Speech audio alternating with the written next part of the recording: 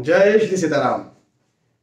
वर्ष 2023 आ रहा है और हर वर्ष जब भी नया वर्ष करीब आता है तो बहुत सारी उत्सुकताएं, बहुत सारे प्रश्न, बहुत सारा कई बार डर है ना, कई बार हर्ष है ना, कई बार नई प्लानिंग्स जो है वो ये सब चीजें शुरू हो जाती है। ढेर सारी भावनाएं फ्लक्चुएट होती है ना। आप में से किसी ने सोचा होगा कि अगले वर्ष इस कॉलेज में जाएंगे, इस स्कूल में जाएंगे, इस इंस्टीट्यूट में पढ़ाई करने जाएंगे।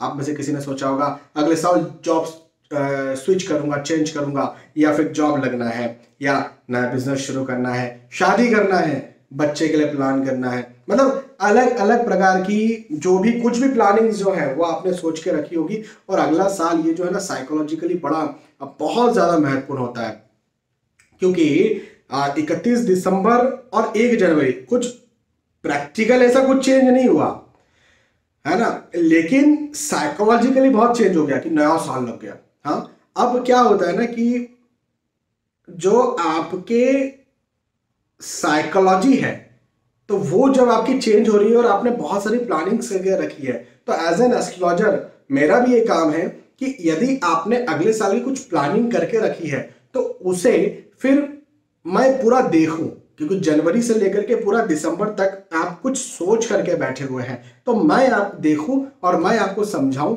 मैं आपको बताऊं कि जीवन के विभिन्न अलग अलग क्षेत्र जो आप प्लानिंग कर रहे हैं या नहीं कर रहे हैं, या बैठे हुए हैं या मेहनत कर रहे हैं, उनका क्या आपको फल मिलेगा, पॉजिटिव है, नेगेटिव है। तो बिल्कुल मैं आपको बताने के लिए आ गया हूं हर वर्ष की तरह। हालांकि आपको रोज दैनिक राशिफल तो मिलते ही रहते हैं, है ना। चाहे आप इंस्टाग्राम पर मुझे फॉलो करते हो, चाहे यूट्यूब, फेसबुक पर कू या जोश, जहां पर भी फॉलो करते हो आप VS एस्ट्रोलॉजी को, वहां आपको दैनिक राशिफल मिलते हैं, साप्ताहिक राशिफल मिलते हैं, मासिक राशिफल मिलते हैं, और अब माह दिसंबर में हर वर्ष वार्षिक राशिफल मिलते हैं। तो आज का ये वीडियो मुख्यतः कुंभ राशि वालों के लिए है।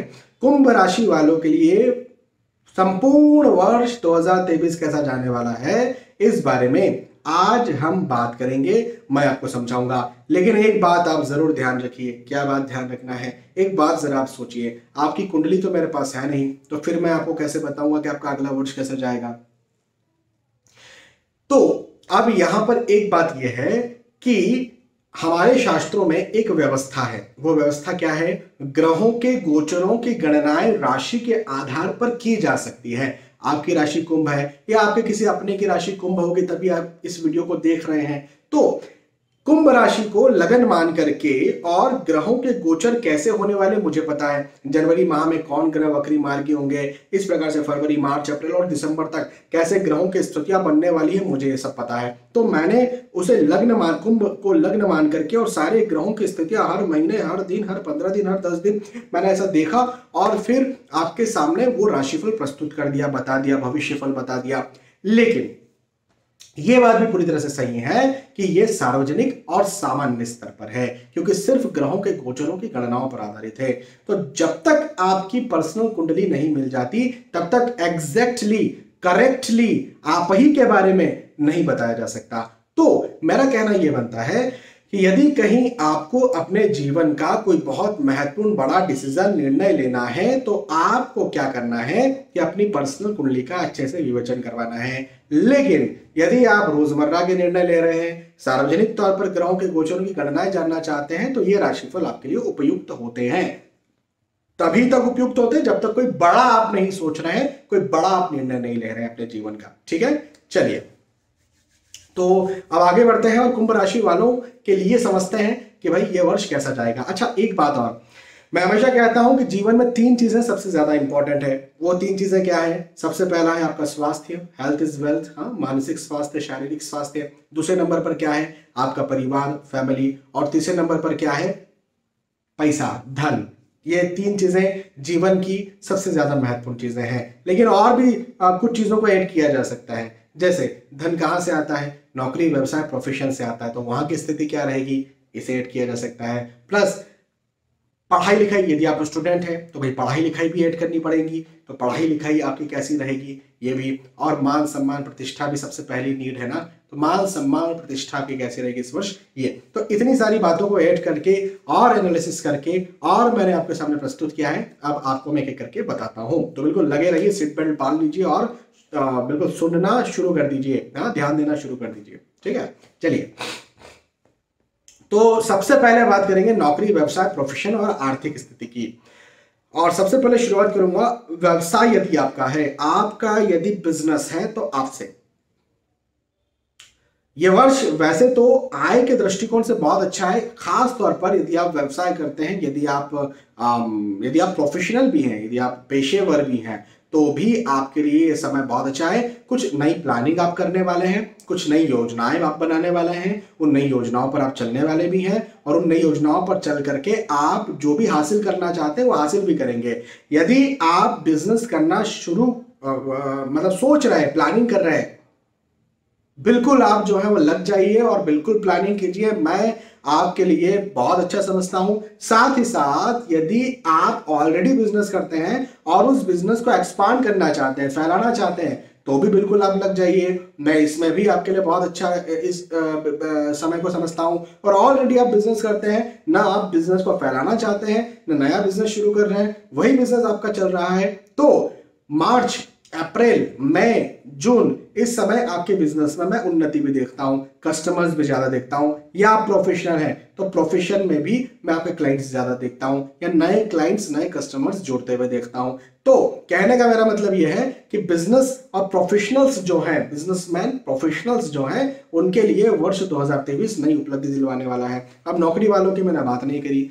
देखिए, नौकरी वालों के लिए भी वर्ष तो खैर अच्छा ही है और प्रमोशन या इंक्रीमेंट का ही है, लेकिन नौकरी वालों के लिए यहां पर एक प्रॉब्लम बस ये बनेगी कि आपके शत्रु, हिडन एनिमीज आपके बन सकते हैं।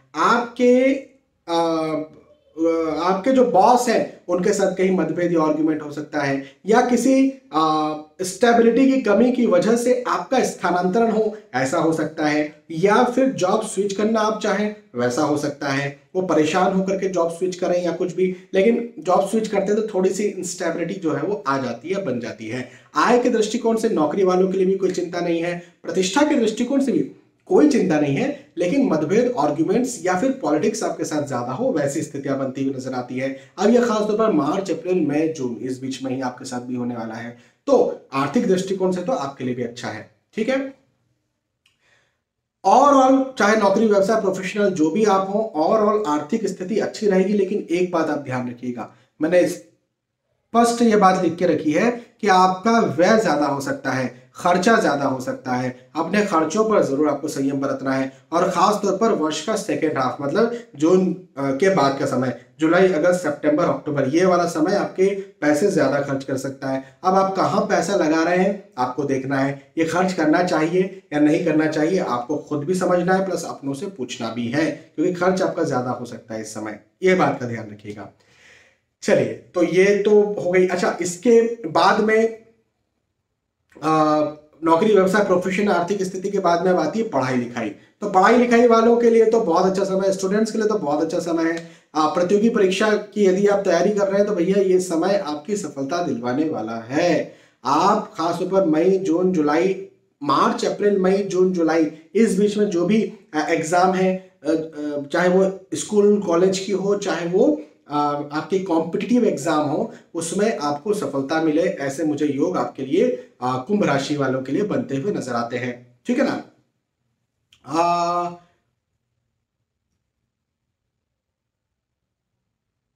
आपको बस ये है कि अगले वर्ष के आखिर में, मतलब अक्टूबर नवंबर, मतलब 2023 के अक्टूबर नवंबर में कहीं ना कहीं चिंता ज्यादा, तनाव ज्यादा, प्रेशर ज्यादा, ये चीजें समझ नहीं आ रही, पढ़ाई समझ नहीं आ रही, ऐसी स्थितियां हो सकती है, लेकिन वो टेम्पररी रहेगी, उसके बाद स्थितियां खुद से ठीक हो जाएगी। तो बिल्कुल चिंता करने की बात नहीं है, ठीक है ना। तो स्टूडेंट्स के लिए ये वर्ष नई उपलब्धि दिलाएगा। खैर, चाहे स्टूडेंट हो, चाहे नौकरी, व्यवसाय या प्रोफेशन जो भी आप करते हो, ये समय कुंभ राशि वालों को नई उपलब्धि दिलाने के लिए आ रहा है, नई प्रतिष्ठा दिलाने के लिए आ रहा है, नई जगह रखने के लिए आ रहा है, और नया कुछ देने के लिए आ रहा है। बस क्या करना है आपको, मेहनत करना है। मेहनत करिए, मेहनत करिए और मेहनत करिए और आगे बढ़िए।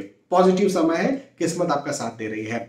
अब इसके बाद में आती है आपकी पारिवारिक स्थिति। तो देखें, पारिवारिक स्थिति को देखते हुए पारिवारिक सुख तो इस वर्ष आपको भरपूर मिलने वाला है, लेकिन थोड़ा सा ना जून और जुलाई का जो समय है, इस समय आप अपने परिवार के सदस्यों के स्वास्थ्य का जरूर ध्यान रख लीजिएगा, है ना। बाकी प्रेम की बात करें तो प्रेम तो इस समय, इस वर्ष आपका अच्छा रहेगा। खास तौर पर आपकी ऑलरेडी संतान है ना, या भाई बहन है, तो शादी विवाह, यदि शादी विवाह के वो लायक हैं तो शादी विवाह भी हो सकती है। इवन आप भी विवाह के इच्छुक हैं, विवाह के लायक हैं, तो आपके भी विवाह के योग बनते हुए नजर आते हैं। तो पारिवारिक स्थिति अच्छी रहेगी। थोड़ा स्वास्थ्य का बस इस बीच में देख लीजिएगा, जो वक्त मैंने आपको कहा है। बाकी कोई चिंता का विषय नहीं है, ठीक है ना। और स्वास्थ्य की बात करते हैं तो देखिए स्वास्थ्य का ध्यान आपको रखना पड़ेगा। खास तौर पर ये जो ठंड का समय होता है, जनवरी फरवरी, मैं ठंड जनवरी फरवरी इसलिए कह रहा हूँ कि भारतीय समय बता रहा हूँ। आप कहीं भारत के बाहर भी रहते हैं तो ठंड या तो ठंडी जगह पर है, या ठंड वाली जगह पर है, या ठंड वाली का मौसम कहीं आने वाला है, तो अपना ध्यान रखिएगा। वो जनवरी भारत में कब होता है? जनवरी फरवरी में होता है, और फिर नवंबर दिसंबर में होता है। तो इस समय आपको अपना ध्यान रखना है, क्योंकि छाती संबंधी समस्याएं, फेफड़ों संबंधी समस्याएं और रेस्पिरेटरी ट्रैक संबंधी समस्याएं आपको सता सकती हैं, और ऐसे कुछ इन्फेक्शन आपको सता सकते हैं। हाँ, यदि कहीं लंबी बीमारी है, बड़ी बीमारी है, तब तो आपको ज्यादा ध्यान रखने की अपनी जरूरत है। खास तौर पर मैंने कहा ना, छाती संबंधी समस्या, तो हृदय संबंधी यदि कहीं समस्याएं आपकी है तो आपको खास ध्यान देने की जरूरत है। अपने हृदय संबंधी समस्याओं का खास ध्यान दीजिए। और कोई लंबी या बड़ी बीमारी है तो उस पर तो ध्यान देना ही चाहिए, तो उसका आप ध्यान दीजिए। बाकी बाय गॉड ग्रेस ऐसी कोई बड़ी समस्या मुझे बनती हुई नजर आपकी नहीं आती है। तो यहाँ पर हमने देखिए नौकरी, व्यवसाय, प्रोफेशन के बारे में बात की, आर्थिक स्थिति के बारे में बात की, पढ़ाई लिखाई के बारे में बात की, हमने आपके पारिवारिक स्थिति के बारे में बात की, और आपके स्वास्थ्य के बारे में बात की। अब नौकरी, व्यवसाय, प्रोफेशन, पढ़ाई लिखाई से ही आपकी प्रतिष्ठा होती है, आपका सम्मान होता है। तो आपकी प्रतिष्ठा, आपका सम्मान इस वर्ष मुझे भरपूर और बढ़ता हुआ नजर आता है। तो ये तो बड़ी अच्छी बात है और बहुत खुशी की बात है। अब मैं आपको उपाय बताता हूं। देखिए, वर्ष भर कुंभ राशि वाले वर्ष भर ये उपाय जरूर कर सकते हैं। देखिए, कुंभ राशि के जो स्वामी हैं वो कौन है? शनि महाराज।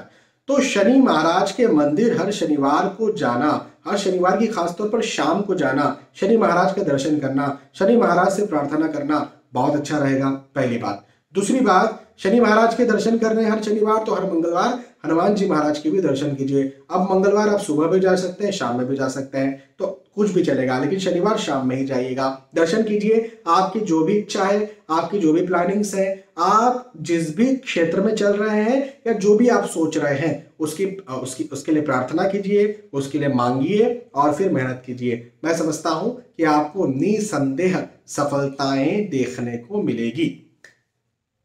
ठीक है, तो यहाँ पर हमने चर्चा की कुंभ राशि वालों के लिए, और बस एक मीन राशि रह गई है। यदि आप इस वीडियो को 1-2 दिन बाद देख रहे हैं तो आपको मीन राशि का राशिफल भी मिल चुका है, आप उसे भी देख सकते हैं। बाकी मेष से लेकर कुंभ तक तो सारे राशिफल आपको ऑलरेडी मिल चुके हैं।